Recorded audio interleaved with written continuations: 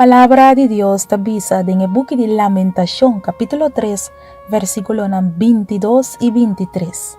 Señor, su fiel amor no tiene fin, su bondad no te acaba nunca. Turma inta nanta novo atrove. Señor, esta grande fieldad ta. Mi tabisa mi mes, Señor ta turcos pa mi. Pesei, mi ta pone mi esperanza denje.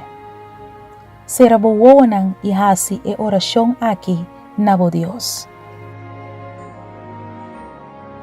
Querido Tata Celestial, me te agradecido para el día de hoy. Cada dia que vos donami tá regalo de cielo. Me saco por misericórdia e com amor te acompanhar-me todo dia de novo e me saco por misericórdia lo acompanhar-me awe também. Me nos aqui cota tu recosnan que lo esperami ribe dia de awe.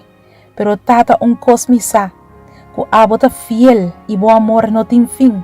Bo bondade não te acaba nunca, turma inta nanta novo atrove. Senhor, esta grande bo fieldade tá. Senhor, abota turcos para mim, e te pensei me te pone mi esperança den abo so mi Deus.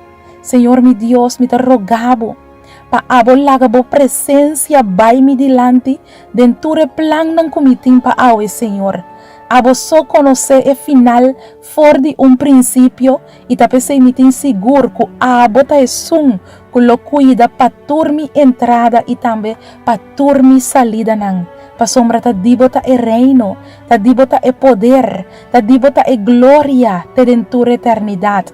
Danke pa escucha mi oração, me ta pone mi confiança den abo só, pa soma Senhor ta turcos pa mi, den em nome de Jesus. Amém.